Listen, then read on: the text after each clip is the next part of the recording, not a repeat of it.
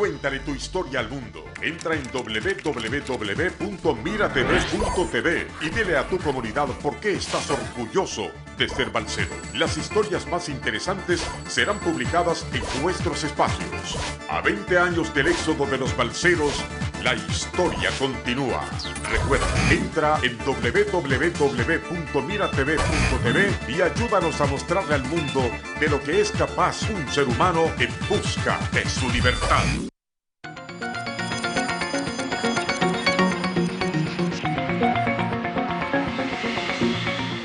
Bueno, y aquí tenemos a Pedro González, que fue uno de esos miles de balseros que llegaron a Guantánamo. La foto de la embarcación donde viajaba junto a otras 10 personas fue portada de algunos medios y sin duda que esta foto le dio la vuelta al mundo.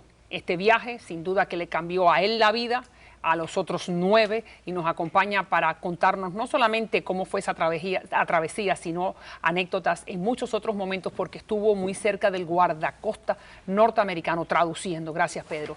Todos mis respetos y muchísimas gracias por estar aquí compartiendo con nosotros. Gracias. Estas anécdotas en esta serie que estamos haciendo 20 años después. Ahora se dice fácil, uno se ríe, uno está contento, pero en aquel momento, en el medio del mar, sin duda que... Decía Gardel que 20 años no son nada, pero cuando vi mi imagen ahí hace 20 años, no, se nota la diferencia. Dime, llegaste hace 20 años y en este momento, ¿qué eres? Para que la gente vea que los balseros prosperaron. Dime. Sí, como no, en este momento soy el maestro de Miami Senior High durante el día y fui a la universidad de nuevo, saqué un Masters y soy profesor adjunto de Miami-Dade College. Muy bien. ¿Y tú pensaste en algo cuando tú te subiste a esa balsa que ibas a tener un futuro tan próspero en los Estados Unidos? Bueno, muy interesante porque yo en Cuba, como tuve que trabajar en las escuelas en el campo recogiendo naranjas, recogiendo fresas, yo decía, bueno, si llego a Estados Unidos y tengo que hacer un trabajo de esa índole, lo hago. En todo trabajo se empieza por abajo, menos abriendo huecos. Todo lo demás hay que empezar de abajo. Y gracias a Dios se me dieron oportunidades en la prensa. Trabajé 6 años en la prensa. 4 años en el periódico de Los Ángeles, La Opinión, y aquí en el Nuevo Herald también trabajé 2 años. Muy bien y felicidades nuevamente. Dime, vamos 20 años atrás, el momento más difícil. El momento más difícil para mí fue la despedida. Despedirse de esposa, hijos, seres queridos es muy duro. Y tengo una anécdota, me parece interesante. La balsa de nosotros, ustedes la vieron en cámara ahí. Vamos a volver a ponerla, señor director. Sí, es una balsa hecha en casa. Sí, pues, por favor. Muy difícil de construir, eran unos tubos de aluminio. Está bastante raquítica la balsita. Sí, pasamos un susto dentro del agua que se lo voy a contar. Pero a la hora, o sea, se trabajó mucho en la balsa. A la hora de tirarnos al mar, uno empujó, se metió en el agua hasta la cintura. Ya cuando más o menos nos daba la cintura, empezamos a montarnos en la balsa. Y un muchacho siguió empujando y empujando y el agua le llegaba al pecho, le llegó al cuello y nosotros, sube. Nunca subió y todavía está en Cuba.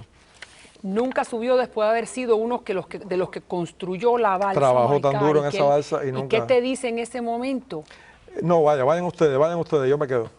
Y no sé si le cogió miedo o fue muy duro pensar que voy a dejar atrás a mi gente y es un futuro incierto, no sabe cuándo lo vas a ver de nuevo.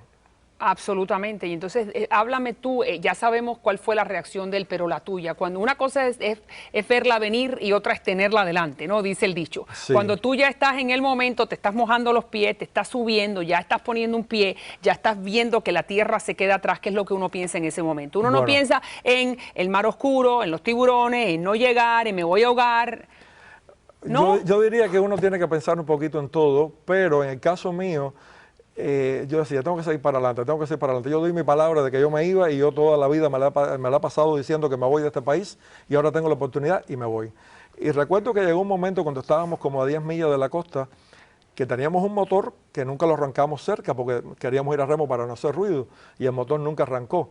Y yo dije, ahora remo, esto sí es duro. Wow. Pero estoy muy lejos, no puedo virar nadando tampoco, así que tengo que seguir a remo. Wow. ¿Y tuvieron que seguir a remo cuántos días más? 3 días estuvimos en mar. A nosotros nos recogieron exactamente a 18 millas al sur de Cayo Hueso. Estábamos ahí al sur de Cayo Hueso. Dime cuál fue el momento peor en el mar. Para mí hubo 2 momentos. Yo fui el único balsero de estos días que íbamos en esa balsa que me mareé y vomité. Ni las mujeres les pasó eso, me pasó a mí nada más. No importa, eso es anatómico, sí. Eso uno no lo puede controlar. Y hubo un momento muy difícil, el segundo día.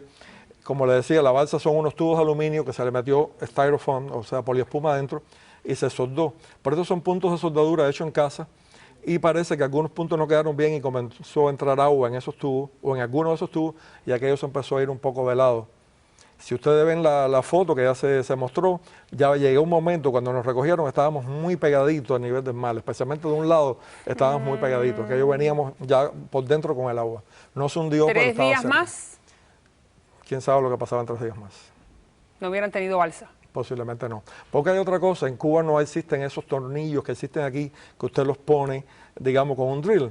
En Cuba eran clavos normales. El mar se está moviendo constantemente y por tanto aquella madera empezó a hacer así y aquellos tornillos o aquellos clavos a zafarse un poco, se pone feo. Sin duda alguna. Dime, ¿ustedes veían embarcaciones y balseros a su alrededor en esos 3 días? Sí, hay una historia también interesante porque en el mar no hay carreteras. Un día vimos un barco enorme de contenedores que venía acercándose a nosotros y nos pusimos lo más contentos, pero de pronto nos parecía que el barco nos iba para arriba y no sabes para dónde te vas a quitar. Si estás en una carretera te vas para la orilla, pero en el medio del mar, ¿para dónde te vas a ir? Además no tienes velocidad con aquellos remos. Y a fin de cuentas el barco nos pasó como a media cuadra, levantó unas olas enormes y era un barco fantasma porque veíamos los contenedores y no se asomó nadie nos vio, nadie nos reconoció. Ave María. No nos recogieron. ¿Alguna balsa en el mar que le estaba flotando y que no había gente? Vimos una balsa, una sola que no estaba marcada por los guardacostas. Ellos cuando recogían a alguien le ponían US Coast Guard para que se supiera que habían rescatado a las personas. Una balsa la vimos vacía. Qué terrible, esa es la peor parte. Llegas entonces a los 3 días, te rescata el guardacosta, ¿cómo te tratan? Honestamente a mí me trataron muy bien. En el barco que me recogió a mí había un camarógrafo de PBS y me hizo una entrevista, yo hablaba inglés y entonces me hizo una entrevista y eso me dio quizás cierta ascendencia allí en el barco. Y entonces, pero sé que la relación entre los guardacostas, recogiendo todos estos cubanos que están en el medio del mar, ¿cómo es la actitud de la mayoría de ellos? ¿Cómo fue? ¿Hostil? ¿Bienvenida? Yo honestamente no tengo ninguna queja. Yo fui el traductor del barco USS Reliance, fui el traductor del médico, vi un médico que hizo, eran de Boston, era un barco de Boston, vi un médico que hizo enormes esfuerzos por salvar a muchos balseros. Recuerdo que incluso se llamó en un caso un helicóptero de aquí de Miami para traer a un muchacho que estaba muy enfermo. Tenía toda la espalda pelada totalmente, tenía muchas mordidas de peces y totalmente deshidratado. Ese es el caso peor que yo particularmente Claro, porque traté. me explicabas de que se le había pelado la piel porque estaba dándose en contra o estaba raspando la piel en contra. Sí, la cámara es una goma que cuando llevas tantos días con la sal del mar y el calor y el agua y el roce constante del mar, pues ese muchacho perdió la piel totalmente. Ese muchacho era como si hubiese sido quemado. Tuvieron que traerlo directamente para acá. Muy bien. Hubo otro caso muy interesante de un muchacho que estaba totalmente deshidratado y nos contaban los otros balseros que venían con él, algunos resisten más y otros menos, que él tenía una cadena de oro muy grande y en su locura, en sus alucinaciones, él quería cambiarla por 1 litro de agua que nadie tenía en la balsa. Nadie le podía dar 1 litro de agua porque nadie lo tenía. Pero que me demostraba el valor del oro en el medio del mar era nulo, ¿no? Agua versus oro. Sí, agua. sí, agua en ese momento. Claro, en el momento en que llegas a la base naval de Guantánamo, que te dicen, aquí usted va a estar para siempre, ¿no es así? Porque los norteamericanos querían disuadir a gente llegando. como tú. Dime. Muy interesante. La imagen que tenemos los cubanos de una base militar en Cuba es un pedraplén, unas cuantas cabañas y unos cuantos jeeps rusos viejos. Cuando nosotros llegamos, el barco era muy alto, por tanto podíamos ver en la distancia. Veíamos un McDonald's, veíamos hotel, veíamos automóviles modernos y entonces alguien gritó, esto no es Guantánamo, esto es Puerto Rico.